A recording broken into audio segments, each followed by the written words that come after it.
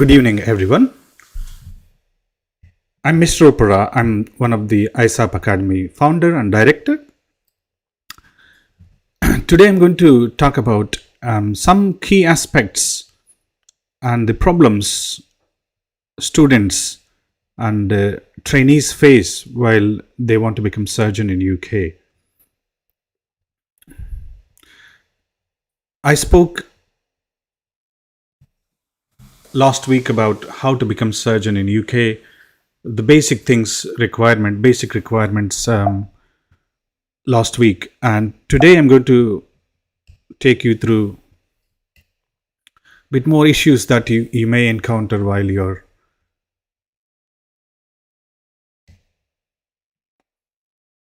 getting trained in UK or while you are aspiring to become surgeon in UK.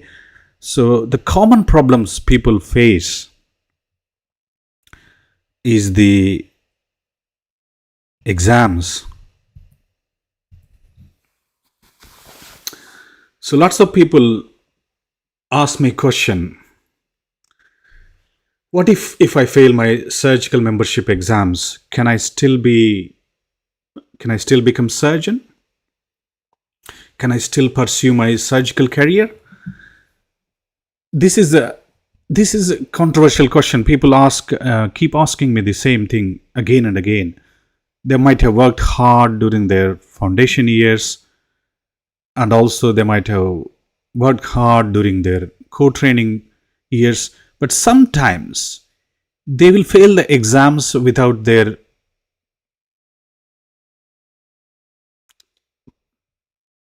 maybe lack of practice, maybe due to lack of practice, or maybe due to lack of knowledge, or due to lack of experience. Some students are not able to complete their membership exams.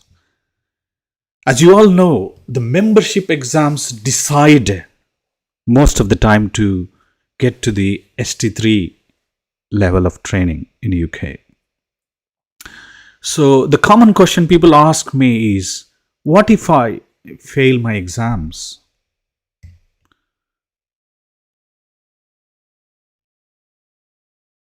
So this is a tough question to answer, to be honest. A lot of the people have asked me this question.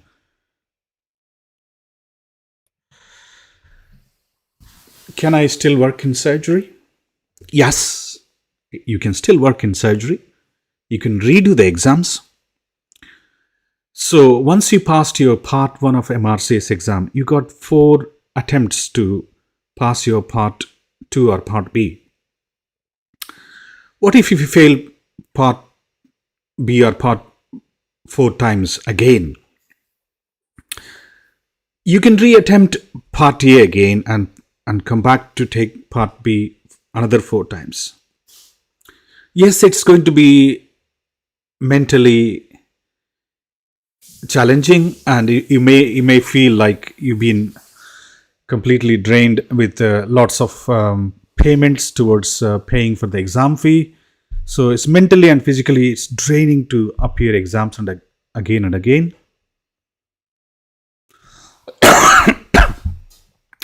So I would say, if you still want to persist to become surgeon, I never discourage them to not stop working in surgery.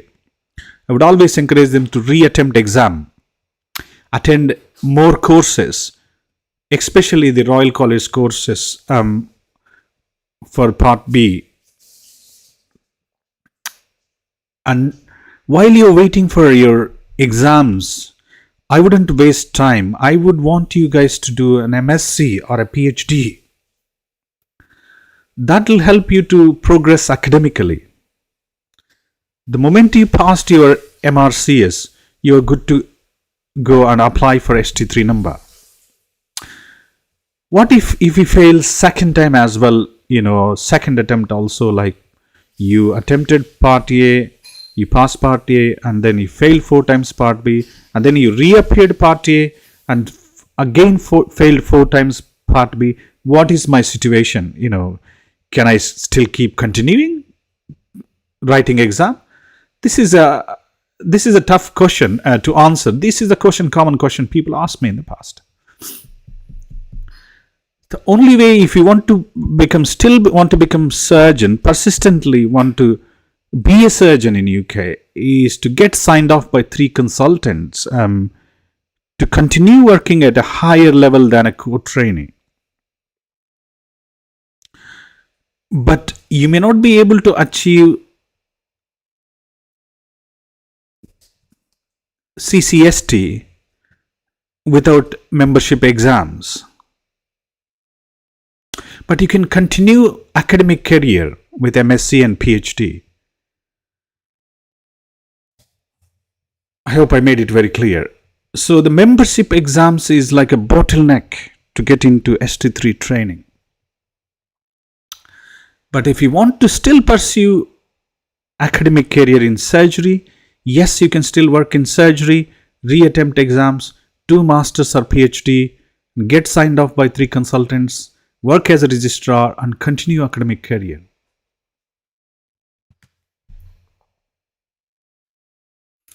Does anybody have any questions about that?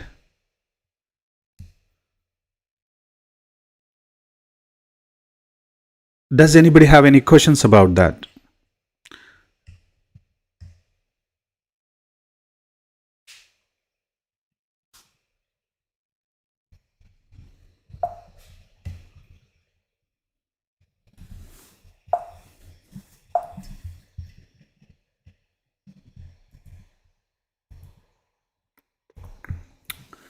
So if you don't have any further question, I'm going to go to next step, what you need to do while you're pursuing your academic career or surgical career in UK. It is important to maintain e-logbook. E-logbook is the way you can demonstrate that you achieved competencies every year. When you attend your appraisal, they will expect you to present what you've done in the last 1 year. What is your PDP plan in the last year? What were objectives that were actually implemented last year, and were they successfully completed this year? So PDP plan, objectives, all these can be consolidated in the form of a logbook. For example, in 2015, I wanted to do a laparoscopic cholecystectomy on my own instead of getting supervised. So that year, I put my PDP plan for next year is I should do lots of gallbladders so that I get signed off to do a gallbladder surgery on my own. So this is what I discussed in my job plan. So from then onwards, I was posted in a day unit, and I used to do lap cholis every day, Monday to Friday.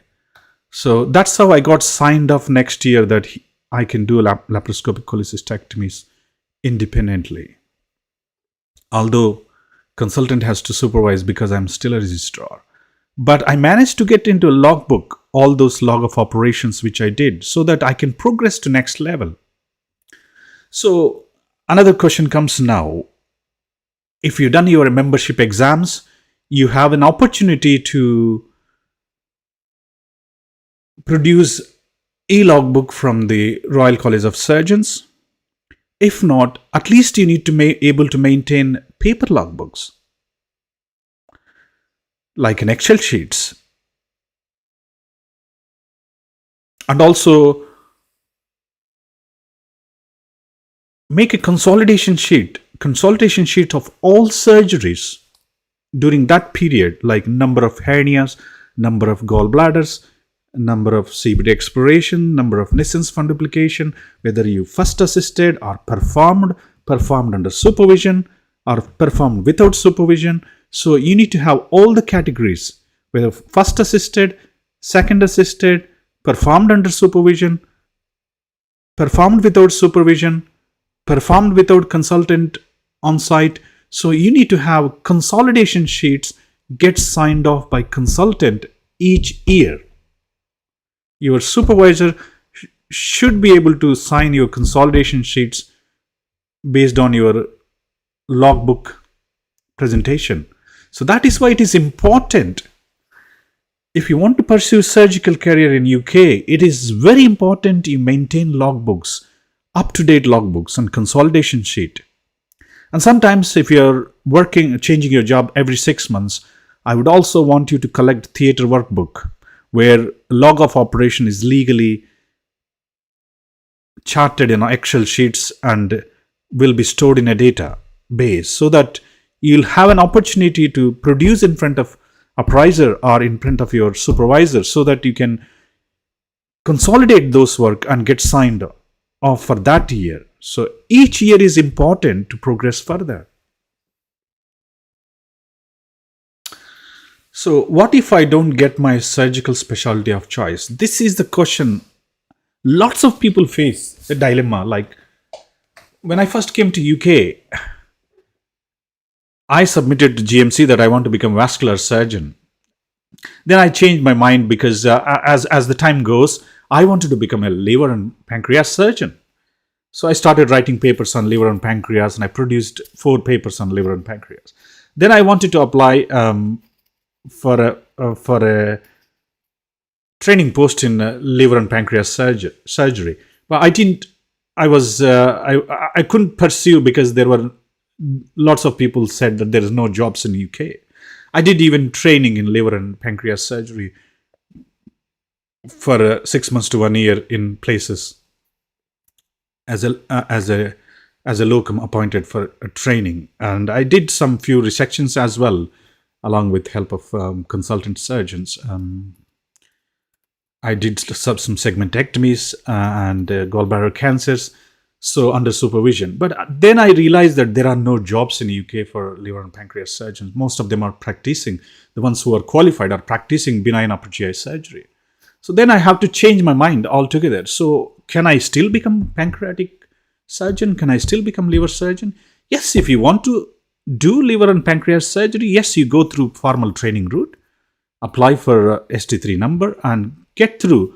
But whether you're going to practice the same, it's all depends on job opportunities. So it is important you need to understand job opportunities in UK. So if you look at current trends in UK, you got a lot of job opportunities for breast surgeons because breast cancer prevalence is high, and you got a lot of job opportunities for colorectal cancer surgeons because colorectal cancer is prevalence is quite high. So you need to tailor yourself, because if you really want to pursue a cancer career in UK, you need to also look for job opportunities and what is the current trends. And also you need to publish papers regularly in the interest of field.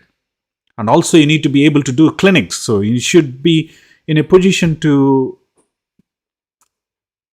get into clinics in that specialty and do some training and non-training jobs wherever the opportunity arises.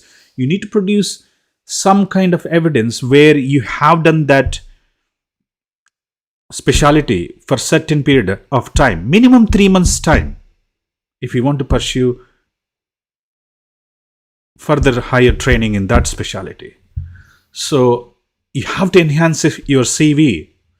So as you all know, it is the survival of the fittest.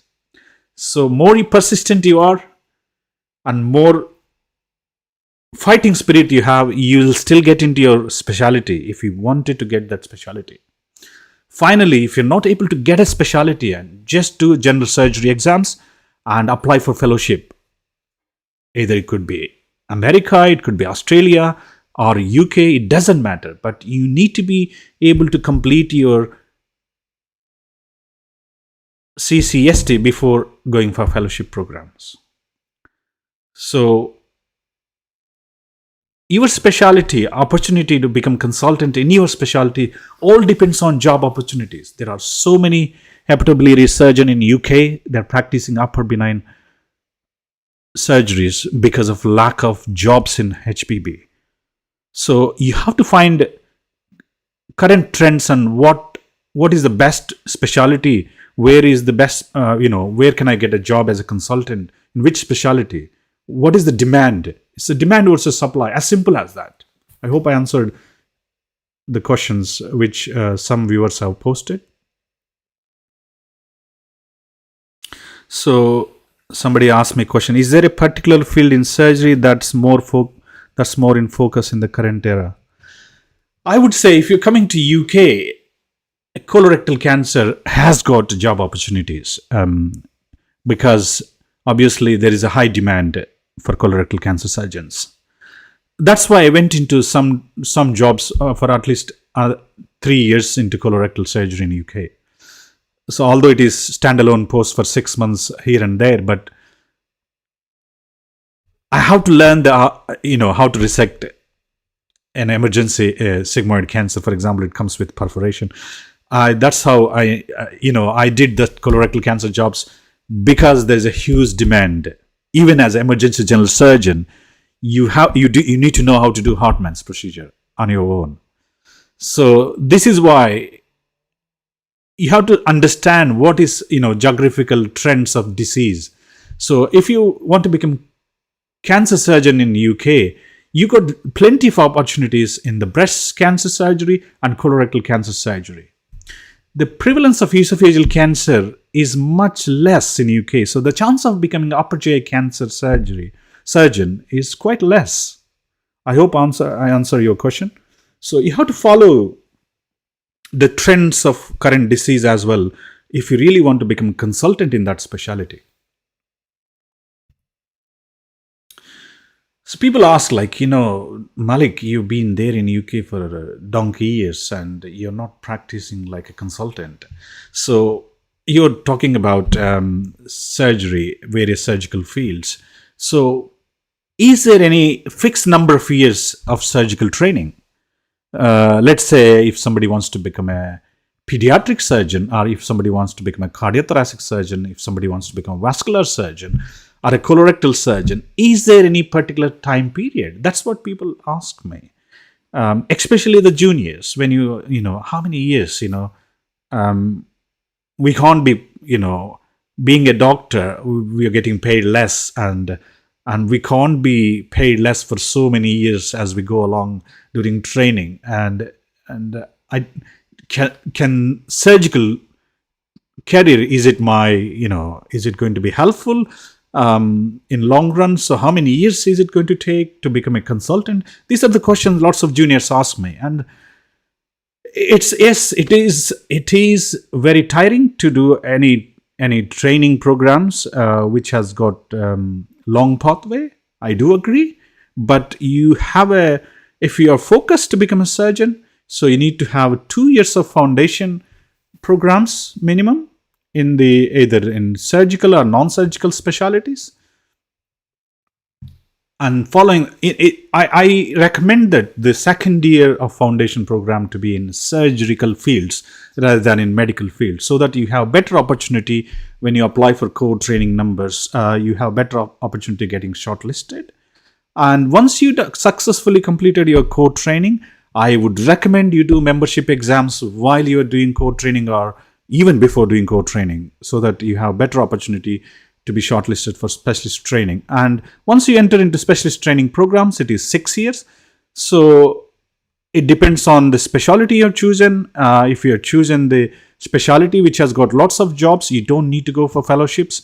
But I do recommend fellowships before you go for to apply for consultant posts. So total, I'm looking somewhere, you look at 10 years of training in UK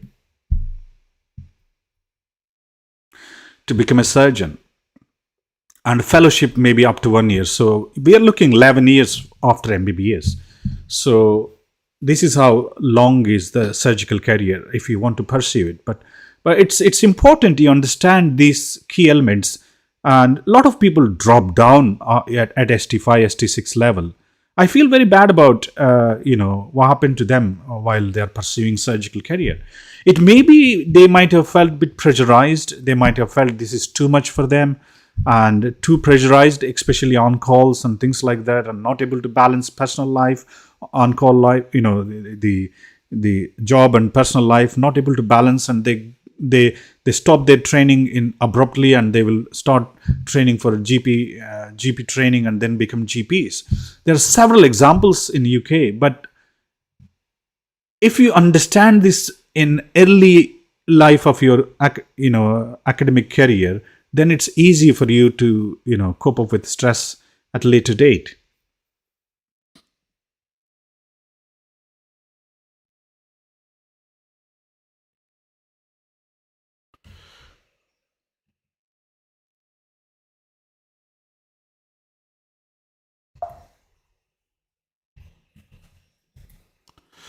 So, do I need to be part of emergency rota for training? That is another question people ask me. Can I be just be an elective surgeon rather than participating in the emergency rota? Unfortunately, in UK training system, to be trained to become a consultant specialty surgeon, consultant in a specialty, you need to go through emergency rota up to certain number of years.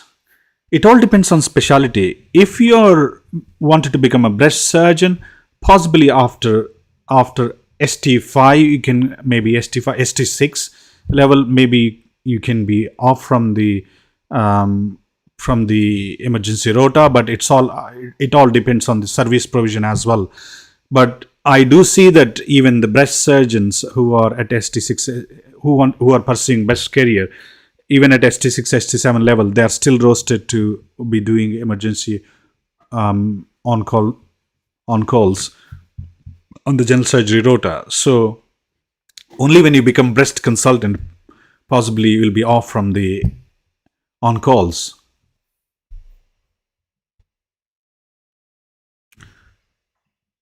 So to be precise, if you really wanted to do surgical training in UK, you cannot escape to be an on-call on the rota. You should be on-call during foundation years as well as during your ST training, even during ST1, ST2 or CT1, CT2, or even during ST3 to ST7. Possibly there is an exemption for a breast surgeons at ST8 level, only if the deanery agrees for that. Most of the time, while you're training, you should be on the general surgery rota. Unfortunately, there is no way you can escape not to be on on-call rota in UK training.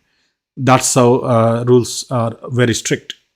Only when you become consultant surgeon, probably you can say, even in a job plan, I don't want to be an emergency surgeon. I just want to be purely elective. It all depends on your salary at the end of the day and what type of job you're taking up when you become consultant.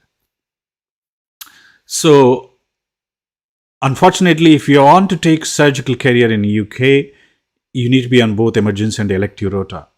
And some specialties, some places, they do exempt last 3 years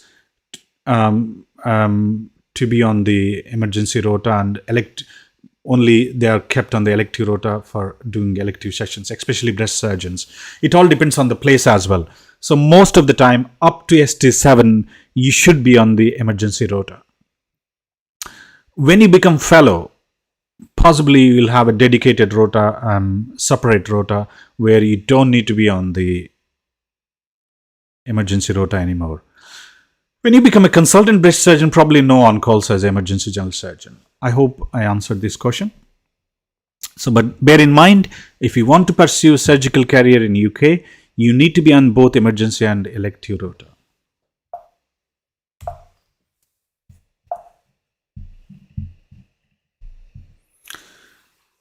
Other people also ask me questions. Some people ask me, can I be on Monday to Friday surgeon rather than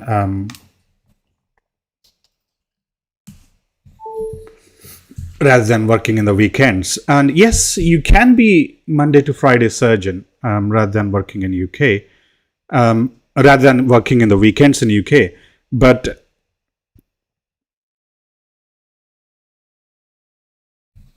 it all depends again on the specialty.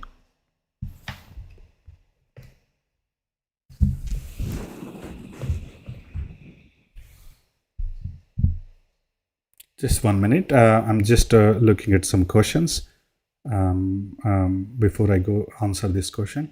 Sorry for the inconvenience.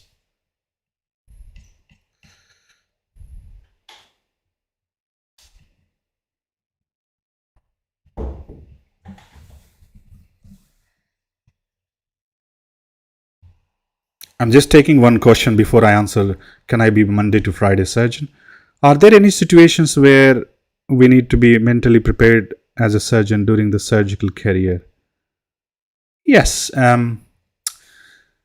that's a relevant question to on. That's a relevant question, Archie. So, are there any situation where we need to be mentally prepared as a surgeon during the surgical career? Well, it may not be exactly 10 years of training. Sometimes you may not pass your ARCPs and you may need to do training further for a few more years. And also you might need to do fellowships and extra years. So you need to be mentally prepared. And sometimes academically, if you are not progressing, your supervisor may advise you to do an MSc or PhD and take some time off and do masters and PhD. Yes, there are some situations like this.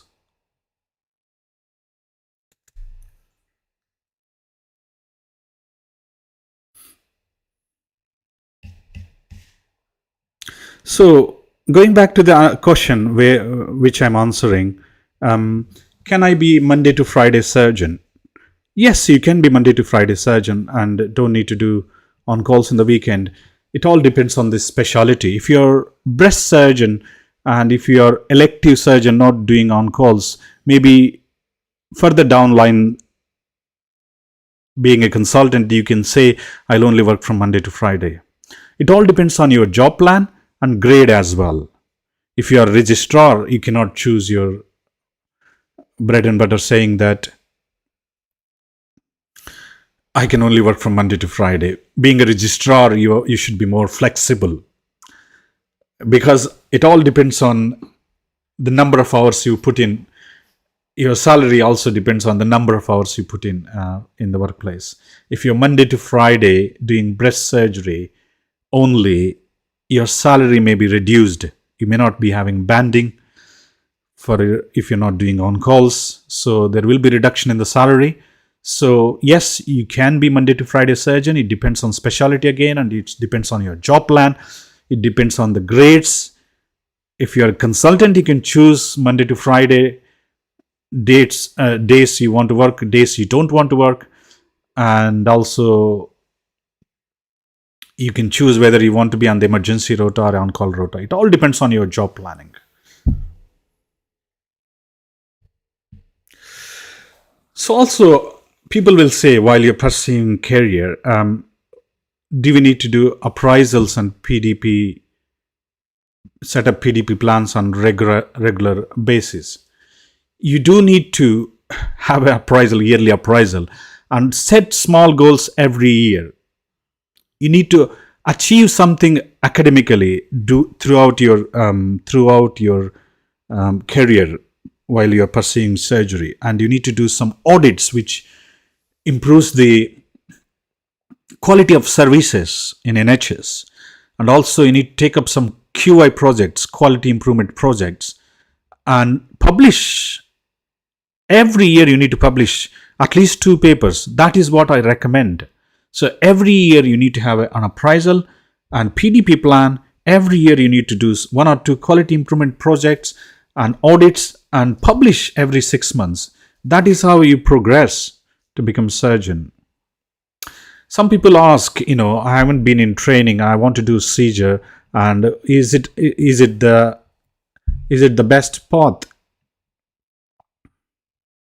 So if you ask me a question between Caesar and CCST, CCST is the best pathway. You apply for ST3 number and you pursue your career from ST3 to ST8. You get CCST, and then you got specialist registration with GMC, and you can practice like consultant from next day. So from Caesar application, it's quite tedious. You need to collect all the evidence every year, in the form of logbooks, consolidation sheets, and also you need to be able to show competencies equivalent to ST8 at the end of the when you are submitting to Caesar. So there is an expectation, quite tedious paperwork to do for Caesar application. But at the end, both will have same outcome, but longer pathway for Caesar. So also, if you want to consolidate your previous experience, 𝐶&𝐀 may be the maybe the best way. But if you want to pursue your training and get CCST, I would recommend to apply for number and progress from ST3 to ST8 rather than struggling to produce paperwork for 𝐶SER. And also, I would want you to do fellowships. If you're really doing a 𝐶SER application, I want you to do lots of fellow jobs so that your application will not be rejected.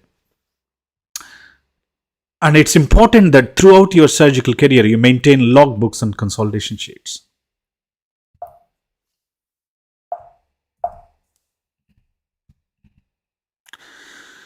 And also, at the end of the training, you should do fellowships so that you have a better opportunity to be consultant at a better place.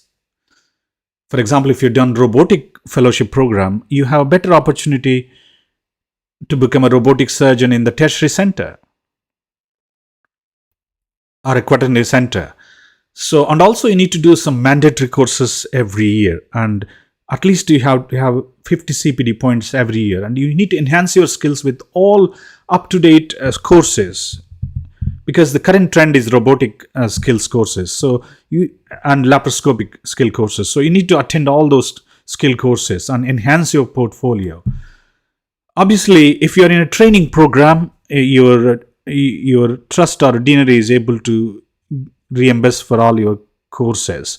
But if you are doing on your own, if you are in a lat post, and if you are doing courses on your own, yes, there will be some economic struggle to attend all the courses. But if you want to pursue surgical career, it is important you attend all the courses, up to date with all the courses.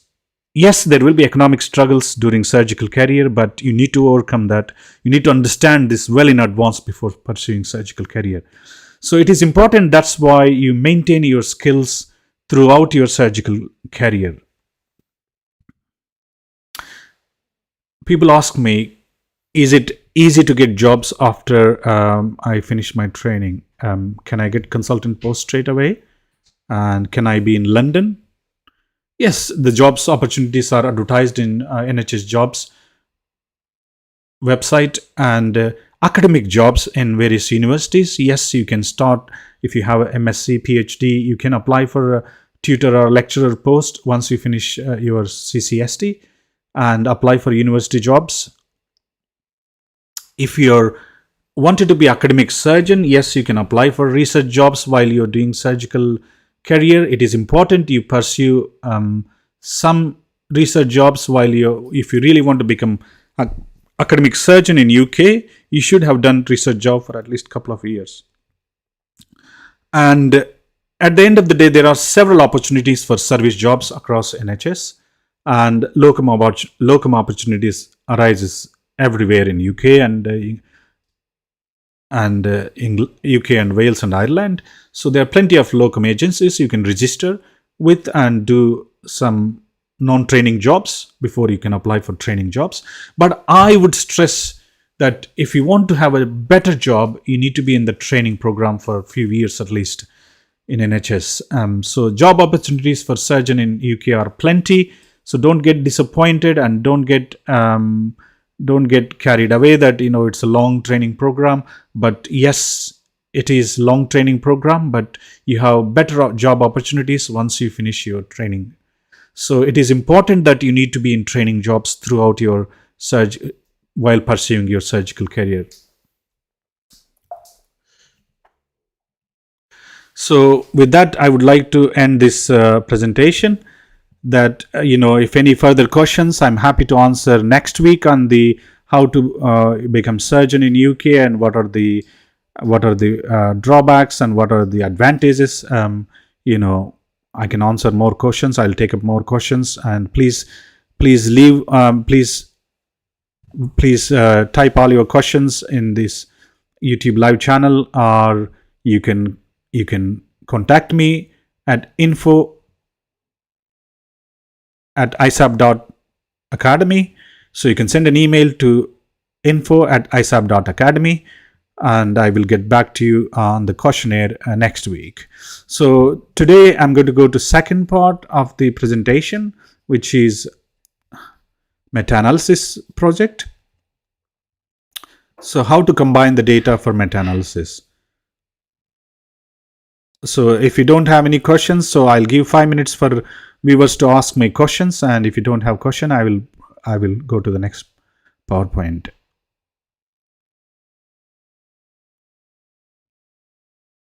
I'm Mr. Uppara. I'm one of the 𝐼SAP founder and 𝐼SAP Academy director, and I run the meta-analysis courses in the weekend on Saturdays, and this is my website.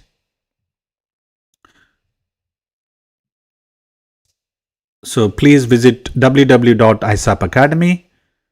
We have advanced bundles where we teach medical statistics, and we support MSc and PhD students for thesis writing and statistical analysis. And also we have meta-analysis courses for those who wanted to pursue their surgical career. So they're all available on the website. Please visit www.𝐼SAP Academy and subscribe for one of these courses, and you will get a chance to write up a meta-analysis or a systematic review along with our tutors. You'll have live sessions on every Saturday. Once you subscribe for these courses, you'll have live sessions at 11 a.m. every Saturday. Please subscribe to these courses.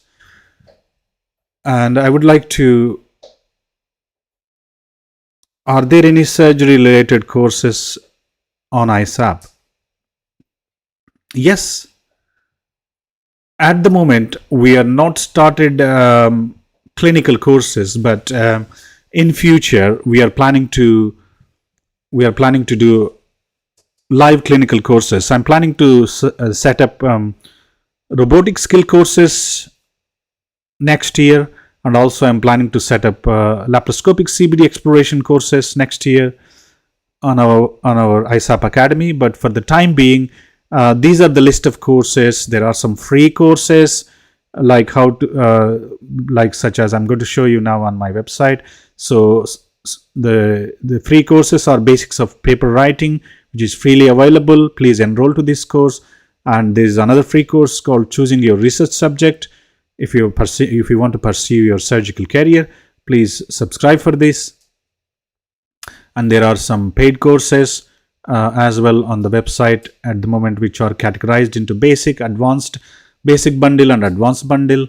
Under basic section, we have lots of courses available: summary of findings, meta-analysis, basics of paper writing and analyzing data, statistical modeling, hypothesis testing, identifying characteristics of data, systematic review, choosing your research subject, and understanding types of clinical papers. So there are various courses under basic section, and under advanced section we have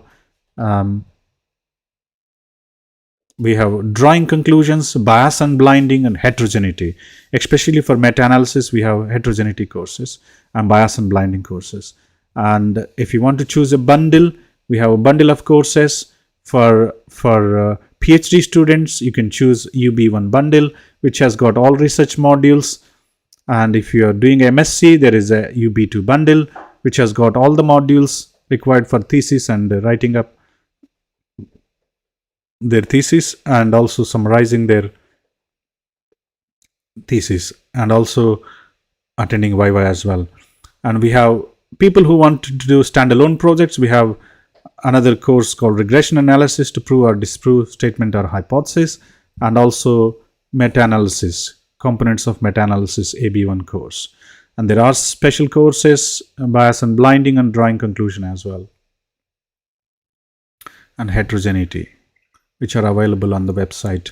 So please visit www.𝐼SAP Academy and subscribe for these academic courses. And I'm planning to do some clinical courses next year, robotic skill courses with the help of robotic surgeons, and also laparoscopic CBD exploration courses next year. But this year we are doing only academic courses. So going back to the meta-analysis, so it is important that you need to understand systematic review and meta-analysis. You need to do a systematic review or a meta-analysis to understand more about a disease process, so that when you want to practice as a specialist surgeon with certain specialities, you need to be able to understand the disease process very thoroughly. So, and you need to produce lots of papers in that field. That's why I've taken all the viewers to next stage, how to conduct a meta-analysis and how to do a systematic review. So as a part of this, I would like to today I would like to teach about combining. What is meaning combining of all the data from various publications? So as you know that when you want to do a meta-analysis, you need to have lots of publication which are readily available for to accept. So I'm going to answer that question. There are viewers are asking, are there any free courses I can join? Yes, on the 𝐼SAP Academy, as I showed you earlier, there are some free courses, basics of paper writing and choosing your research subject. There are some free courses. So you can all subscribe for the free courses, basics of paper writing and choosing your research subject on the 𝐼SAP Academy. We will, although these are free courses, we would be able to, once you enroll into these free courses, and we will be answering your questions via email or in live sessions. So we will be supporting you if you join these free courses in basics of paper writing and choosing your research subject. These are the two free courses I actually populated on 𝐼SAP Academy. So if you're starting your PhD or MSc career, so you can choose these two papers, two free courses, and come for live sessions on Saturdays at 11 a.m. So going back to meta-analysis, so what is meant by combining? Combining is like when there are, let's say for example, there are 10 papers published on same topic in literature. You want to combine the data. So you make an Excel sheet of all the data from all the papers. You extract the data, you plug in onto the Excel sheet, and you can simply total all the variables, and you can do data fusion. But you can only do data fusion or meta-analysis if there is no differences between the studies and if they are all homogeneous. I'm using the word homogeneous, means if they're all the studies are similar to each other. So for example, a publication from Italy is different from publication from Greece. A publication from UK is different from Italy. So there will be, population differences, geographical differences. There can be conduction of the studies differences. There can be so many biases. So if you want to do a meta-analysis or a data fusion, what is the time when you can combine? That is what I'm going to answer today.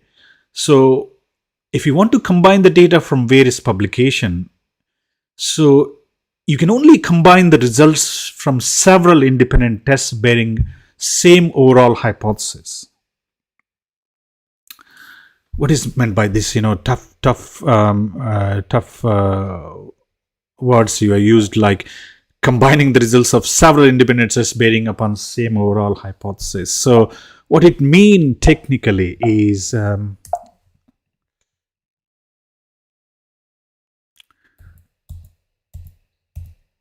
for example, see in this Excel sheet which I demonstrated here, these are the studies: Kim 2010, Amitai 2009, Neri 2010, Leonardo 2005, Fletcher 2001. You can see I extracted data from these papers which are published from 2001 to 2010. I extracted data and plugged into Excel sheet and into various categories like true negatives, false positives, false negatives, and true positives. So I stratified them and I matched exactly to true negatives to true negatives, false positive to false positive, false negative to false negatives, and true positive to true positives from these data sets. I can combine this as long as there is no heterogeneity. That means that they should have same overall hypothesis, bearing same overall hypothesis. What is hypothesis here? So if you want to construct a model, so you need to propose something like, for example, if you look at this graph, so on x-axis I've written number of polyps progressed to become advanced adenomas, and on y-axis I populated number of polyps that developed cancer in them. What my hypothesis is, as the number of polyps progress to become advanced adenoma, the number of cancers arising from those advanced adenomas have increased over a period of time. That is my hypothesis. And all these papers which I showed on Excel sheet are talking about the same concept, like as the number of advanced adenomas increases, the number of cancers increased. As simple as that. So which means that this is a hypothesis where I'm saying my hypothesis is, as the number of advanced adenomas increase over a period of time, the number of cancers increases, which makes sense. So a hypothesis should be logically correct, and also you need to be able to do statistical models. So look at this. So I combined all those papers, and then I did a linear regression and logistic regression. The linear regression line is the green line here, and the logistic regression line is the yellow line here. You can see an equation with R square of 0.89, almost like 90% accurate. So my hypothesis is almost 90% accurate. As the number of advanced adenomas increases, the number of cancers have increased. That means you need to chop all the adenomas. That means you need to remove all the advanced adenomas to prevent cancer progression. So if you want to combine the data from those papers should be having same overall hypothesis. That is what I meant. So you can't combine the data without having same subject of interest or hypothesis. So combining the results from several independent tests bearing upon same overall hypothesis is a must. You can't plug the data from a different hypothesis, a different paper, and say that, yes, I can plug the data. But that paper title should be speaking the same, that they are looking at the number of advanced adenomas and number of cancers. So the subject of interest upon which that paper is published should be same in all the papers if you want to combine those papers together. I hope I made it very clear, because people struggle to understand and they start plugging the data from different papers, extracting, but they should have same overall hypothesis before plugging in data into Excel sheets before doing heterogeneity testing. So now I'm going to propose another hypothesis saying that as the time period increases, the number of polyps which are left untouched have become cancer as the time period increases.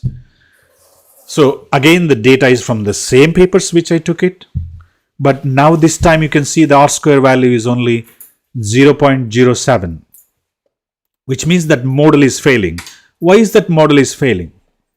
So as the number of years increases, time period of surveillance increases, we're not seeing not many cancers reported in these papers. There is a reason behind it, because a lot of them had a polypectomy. Means as we go along time period of surveillance, the number of cancer reported have been reduced. The reasons could be simply they would have had a therapeutic polypectomy. That means that they would have got scared because they look like cancer, or they would have been removed. So, but the ones which are left untouched have become cancers. You can see there are red dots. So at the year 1, year 2, year 3, and year 5. But as the data is not enough there, that's why our R-square model, R-square value is so small. So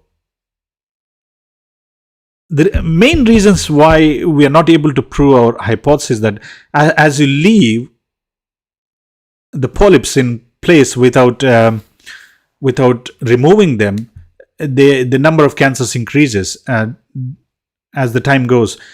It could be many reasons. It could be because there is no enough data in these papers, or it could be because of lost follow-up of those patients who have got polyps, or it could be simply not many data points where the model itself has failed. So you need to have lots of papers, lots of data, evidence, and lots of cancers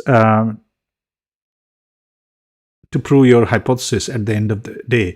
So that's why R-square sometimes helps you to understand whether your hypothesis is a flaw, or is there any truly not able to prove your hypothesis because of lack of data. So it'll all be explained if you construct a linear regression line. You can understand, because here you can see the data points at the end of 1 year is two studies reporting data at the end of 1 year, and 2 studies reported data at the end of 2 years, and only 1 study reported at the end of 3 years, and there are 3 studies reported at the end of 5 years. That means that, you see, there is no consistency of data in these papers. That is why you didn't able to prove your hypothesis that as the time period of surveillance increases, the number of cancers increases. So sometimes you may get false negative results. So, but it is a must you understand the key aspects of combining, whether your data sets are accurate, whether your data sets bear same overall hypothesis throughout, whether your data sets are complete, whether there is heterogeneity. So looking at this chart here, this data set is incomplete. That's why your R-square model has failed. But your hypothesis is not failed. Hypothesis is correct. As the time period of surveillance increases, if you leave the polyps behind, they become cancer, definitely, as you all know. So that's why combining data sets with various equations will help you. So I would, if you really want to do a meta-analysis, this is a key aspect. If you really wanted to do a meta-analysis, you need to do a linear regression or a logistic regression, find out R-square value. Then you will know whether your meta-analysis will have better results, or better outcomes, or bad outcomes, or are there any deficits? Do I need to work hard a bit more to get more data? So all those lines can be addressed if you construct simple linear regression or logistic regression before you even think about doing a forest plot. Does anybody have any questions on that? I'm stressing out this very point at this time, that when you combine studies for a meta-analysis, you should have a good R-square value before you can achieve better results from the meta-analysis. So I'm going to wait for viewers to ask me a question on that, and otherwise I'll go to next slide. So are there any free courses I can join? I already answered from the viewers. So are there any questions that I'm stressing a point here, that if you want to combine the data from various studies, so a simple check with linear or logistic regression like this will help you to understand if the data is enough from those studies to combine to do a meta-analysis. If your R-square value is above 0.5, yes, you can combine the data. This is a clue I'm going to give you today, so that this is a take-home message for all of you today, that if your R-square value is very poor, like this example, the data sets are not complete or you have inadequate data to combine. So with the same data, two hypotheses. In this statistical model, I created on x-axis number of polyps progress to become advanced adenomas from various studies, and on y-axis I plotted number of polyps that developed cancer over a period of time. But you can see here both logistic regression curves and linear regression curves have got positive slope in it with a good R-square value of 0.89. I'm saying good R-square value because it's above 0.5. The results are not by chance. It's 89%. So if you construct a forest plot with that data sets, with this hypothesis, yes, you can do a successful meta-analysis. But if you propose a second hypothesis where you are plotting the data of time period of surveillance on x-axis and the number of polyps progress to become cancer on the y-axis, there is an issue with the data set. So it is an incomplete data set. So the data points are not available for all the various data points on x-axis, and also the data sets are not available for all the data points on y-axis. So this is why it is an incomplete data set, and obviously the R-square value will be poor. So this hypothesis may not yield good results when you do meta-analysis by combining.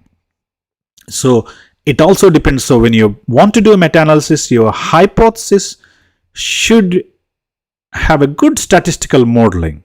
So combining and statistical modeling goes hand in hand. And next comes is the heterogeneity testing. So I hope you understand. With the same data set which I showed here, I proposed two hypotheses. One model successfully passed its tests, but the other model failed. But I'm saying failed, although in realistic world, it is correct that as the time period of surveillance increases, number of polyps will progress to become cancer. It may be 5 years, 10 years, we don't know the answer. Because there's no enough data sets, we cannot prove that with a meta-analysis. That is what I'm stressing point at this stage.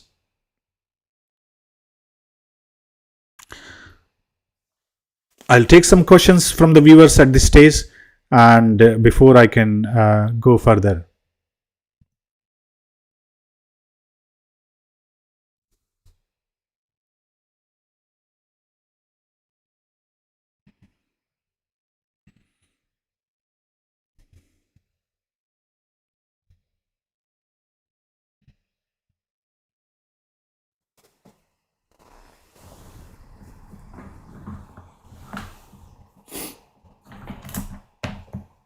Please ask me any questions here at this stage about combining.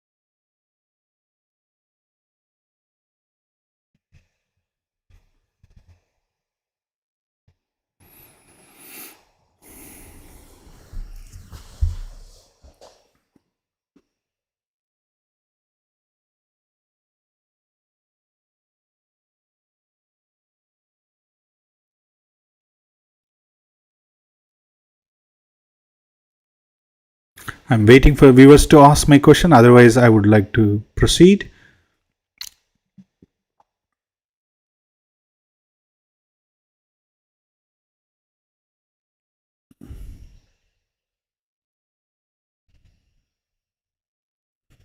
Okay, we'll continue. So, I would like to, this is the first meta-analysis and systematic review I published in literature in PubMed in World Journal of Surgical Oncology. Please kindly read this systematic review, which is well written. I did a first systematic review and meta-analysis of the diagnostic accuracy of pyruvate kinase M2 isoenzymatic assay in diagnosing colorectal cancer. So, with the help of Prof. Thanos, I did this meta-analysis. Please read this paper. At next time when we see, I'm going to take you through how I did combining and what are the other steps after combining I did. And this is how I combined the data from the various papers into 2x2 tables, like comparing two tests. So please read this paper. Today I would just briefly touch this, and in next session I would talk about quality assessment of the studies and also statistical modeling and goodness of fit and outlier detection and stuff like that. Before we go further on the meta-analysis project, so I would like to show you this paper, which is freely available, open access paper, which is published in World Journal of Surgical Oncology, which is available in the PubMed. So it's a systematic review and meta-analysis, which we published in 2015. It is a well-written systematic review and meta-analysis. These are the studies,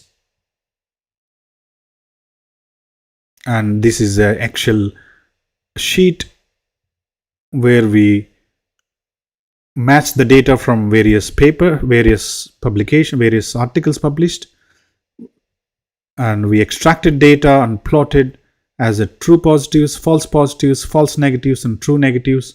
We extracted data and plugged into Excel sheet, and we are able to get sensitivity and specificity from various articles. You can see that sensitivity and specificity of comparing the two tests varied across these publications and across the time period. So whether it could be an improvement in technology or maybe bad performance of a test, so we're not sure. So at this stage, so we just plugged in extracted data from various papers into data sets, dividing them into true positives, false negatives, and true negatives. And then we did a quality assessment of the studies using various tools, and then we combined them into 2x2 tables, where this article, in this article we are comparing gold standard colonoscopy against a fecal test, fecal enzymatic assay to diagnose colorectal cancer. So the test was PKM2, pyruvate kinase isoenzyme M2. So we are comparing head to head between colonoscopy and PKM2 tests to see which one is a better test in diagnosing colorectal cancer. So we constructed 2x2 tables, dividing them into positives and negatives. So this is how we combined the data into 2x2 tables. So at this stage, I would like to stop today, and we will continue this session in the upcoming weeks, and we'll talk about quality assessment of, because before we proceed to further on this meta-analysis, I would like to say that combining is an art, and we should be, when you combine the data, all the studies should talk same hypothesis. All these studies, Abdullah et al. 2012, Hard et al. 2004, Haag et al. 2007, Kos et al. 2007, Mulder, Parente, Shastri, Tonus, all these first authors have same hypothesis in written same hypothesis in those papers, like they are comparing head-to-head pyruvate kinase enzyme atic assay in the feces to that of colonoscopy test results. So they all have same overall hypothesis. That's why we combined the data and plugged into 2 by 2, dividing them into 2 by 2 tables, dividing them into positives and negatives. So this is what I meant combining. You can only combine if they have same overall hypothesis. I would like to stop at this stage and would like to take some questions.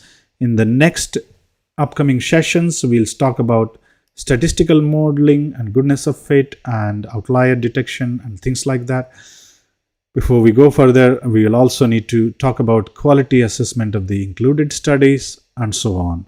And finally, heterogeneity testing before we construct forest plots.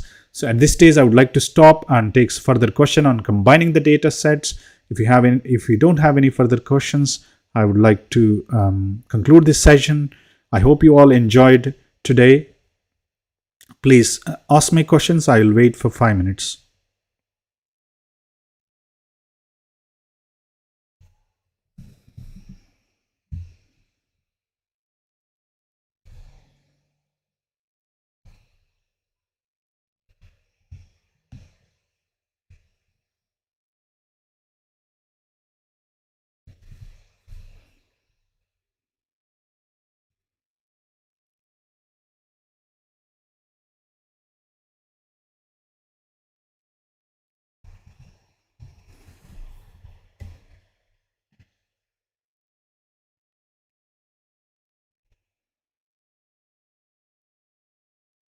So I suppose there are no further questions. I would like to conclude this session today.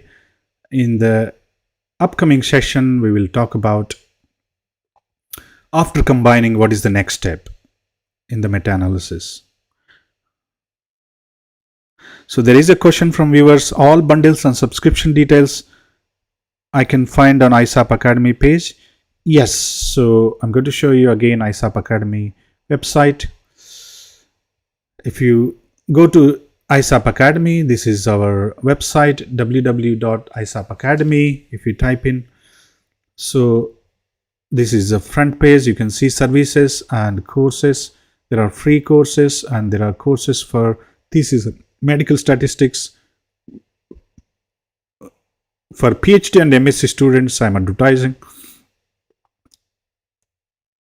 UB1 for PhD students and UB2 for MSc students. So research modules for PhD students is been subsidized to £550, but we can still reduce further if somebody can't pay. Obviously, there are lots of videos helpful in this course. It will help you to understand how to conduct a research project from writing up to deriving conclusions, and also statistical modeling, statistical analysis. Every step is explained in these research modules. This is for PhD students, and if we go back, this is for MSc students. And at the moment, we are not we will not reduce the price for MSc students, because for MSc students, we're going to do an online session as well. Once they subscribe for UB2 bundle, we'll provide one-to-one support during the weekends on Saturdays. So that's why once they subscribe for UB2 bundle, they will have an opportunity to speak to the tutor on Saturdays from 11 a.m. to 1 p.m. at least for 20 to 25 minutes. And in that session, we'll be supporting for their thesis writing up.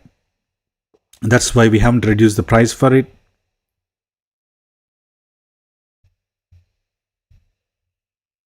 All right.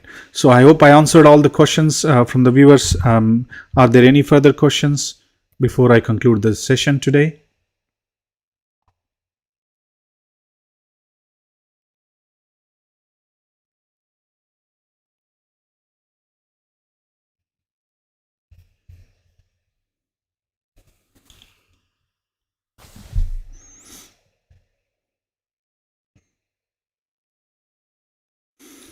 Once again, I would like to thank you everyone for joining this session today, live session.